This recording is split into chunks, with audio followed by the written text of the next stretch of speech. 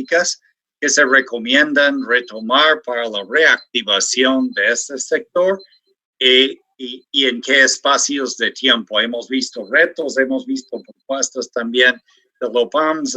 ¿Qué piensan ustedes? Adelante. Ok, bueno, muchísimas gracias, muy buenos días y nuevamente agradecer pues tanto al Consejo como al Observatorio por la oportunidad de participar con ustedes y realmente felicitarles por la iniciativa de la investigación, porque realmente pues una de las cosas que uno se ha visto en todo este proceso es la necesidad de contar con información que sirva a los tomadores de decisiones. Y pues yo también sí me ha gustado mucho la estructuración del documento, pero también ese tema de recomendaciones bastante diferenciadas. Y yo quiero, antes de entrar a la pregunta específica, ¿verdad?, que ustedes nos hacían, es este tema donde se ve también una necesidad de la articulación institucional y que encasa mucho con lo que decía don Paul, de ese tema de la sostenibilidad, ¿verdad? Cómo nos vamos más allá, articulando no solamente a las instituciones gubernamentales, sino también articulando a los empresarios y empresarias, a las distintas instancias en este tema de plataforma de apoyo al desarrollo empresarial, que es muy importante para entonces dar continuidad. En relación a la pregunta, pues obviamente las medidas de reapertura y de reactivación dependerán de la estructura, el contexto y la situación de cada una de las economías y de los países, ¿verdad? No todos los países son iguales y yo creo que cada uno de los países de la región pues tiene experiencias interesantes que mostrar.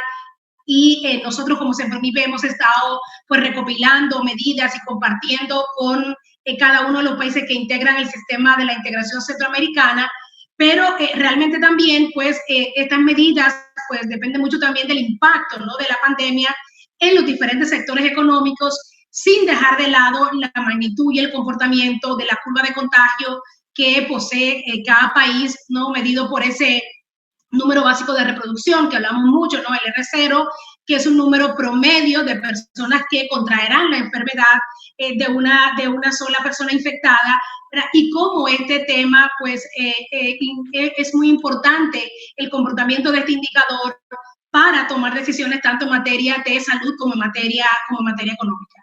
Actualmente, países como Belice, el propio Salvador, Costa Rica, Panamá y República Dominicana, pues han entrado en esta etapa de reapertura gradual con la implementación de protocolos sanitarios, ¿verdad?, de prevención para reducir el riesgo de contagios por COVID-19 en los lugares de trabajo y de esparcimiento, ¿no? Y cómo lograr pues ese retorno a la normalidad poco a poco de las personas y de la propia dinámica económica. Pero ciertamente, pues, dichas etapas tampoco no son iguales en todos los países, no son comparables. Yo creo que si uno mira las diferentes etapas, la de El Salvador está muy bien estructurada, también inclusive con temas de tiempo entre una y otra fase, pues bien diferenciados con el tiempo necesario, no corriendo en una cosa con otra, ¿no? Pero sobre todo en cada país, lo que tiene el énfasis en las fases, pues es dar prioridad a los sectores que consideran que han tenido un mayor impacto económico, pero también entre un mayor impacto económico y una posibilidad de reinsertarse, de recuperación de alguna forma rápida, porque también va a depender mucho de cómo se va comportando los consumidores y consumidoras en estos procesos, ¿no? Y segundo, pues es importante recalcar que el avance a la siguiente fase de apertura está ligado, ¿no?, a ese comportamiento de número de contagios en cada uno de los países, ¿no? Y pues una de las cosas que se mira del indicador es que si es menor que 1, pues el brote probablemente disminuirá. Entonces hay que estar viendo sobre todo ese indicador para ver cómo nos movemos de una fase a otra. Lo mismo está pasando con la reactivación, ¿no? Ese es lo que planteaba anteriormente, estaba ligado a la reapertura, ¿no? La reactivación, ¿verdad?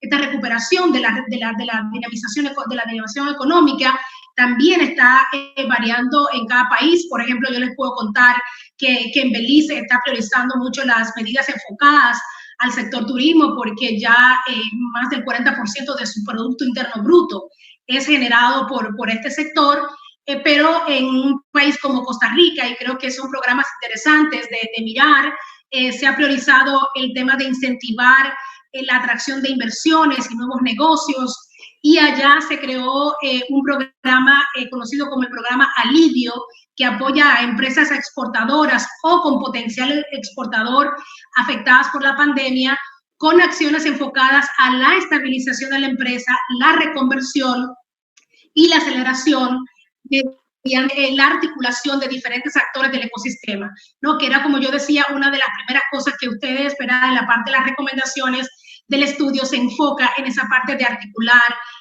los sectores.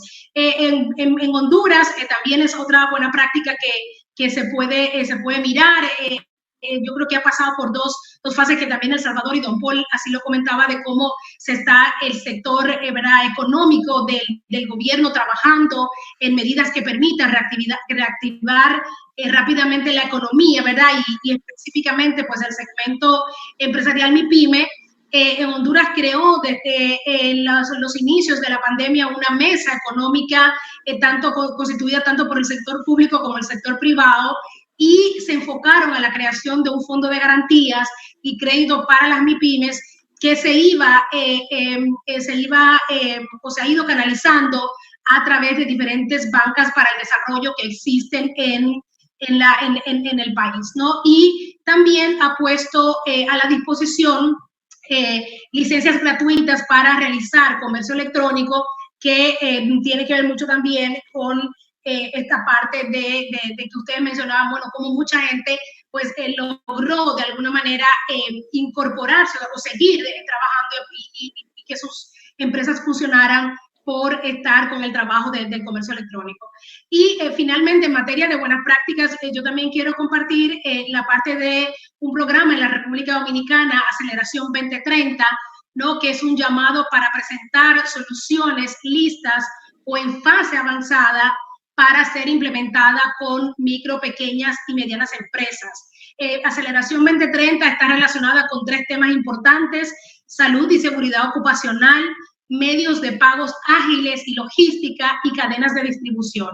Y con este tema específico, Aceleración 2030 es un programa que se coordina el gobierno con el PNUD, el Programa de las Naciones Unidas para el Desarrollo, conectados a la red de laboratorios de innovación que tiene el PNUD, y lo que se busca es que las empresas que entran a Aceleración 2030 se conectan con algún laboratorio de innovación que apoya entonces esta parte de las empresas, y a irles pues trabajando, ¿no? en algunas soluciones.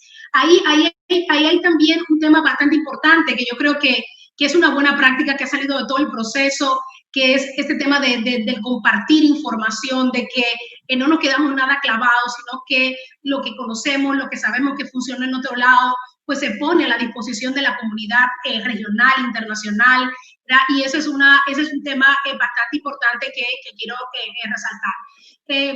También, ya terminando mi intervención, yo creo que por tanto, a medida que el tiempo pase, ¿verdad? Y es una de las partes de las preguntas, pues el tiempo va a depender mucho de ese propio manejo, ¿verdad? Y de cómo se pueda controlar la crisis. Hay que estar tanteando, ¿no?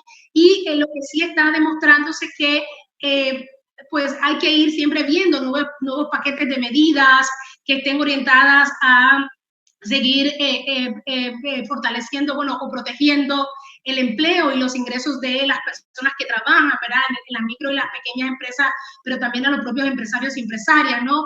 Con un foco especial en grupos vulnerables como emprendimientos y MIPYMES, pero también población migrante en situación no regularizada, trabajadoras domésticas y cuidadores de personas mayores, trabajo asalariado e independiente, ¿no? Los informales, donde yo creo que El Salvador también, como decía Don Paul, pues ha puesto hay una buena práctica también muy interesante de cómo ha sido uno de los países que ha canalizado fondos para atender como de una manera muy concreta y muy, muy intencional todo el tema de las personas que están alrededor de los mercados, ¿verdad? Y que, como él decía, esta gente que está más de venta, que vive de esta venta mercado en la calle, ¿verdad? Y es importante, y son sectores bastante críticos y obviamente pues la salud de los trabajadores y trabajadoras en primera línea. Y nosotros como Sempromipe pues estamos, yo creo que también trabajando en esto que don Paul decía, que es el tema de la sostenibilidad. Desde el año pasado estamos con una política regional MIPYME, que en la construcción de esa política tiene una mirada a largo plazo, de fortalecer al sector con leyes, con todo el tema de innovación, la transformación tecnológica, ¿verdad? Ese proceso de transformar a la MIPYME en una MIPYME, pues, tal vez aplicando un concepto mucho más resiliente, que se aplica más a personas, pero al final de cuentas las empresas tienen que ver con personas, ¿verdad? Y cómo se pueden gestionar mejor pues esta crisis en lo adelante, no porque yo sola como empresario o empresaria la gestiono, sino porque tengo un entorno favorable que me apoya y me ayuda en la gestión de la misma. Con eso me quedaría. Muchísimas gracias.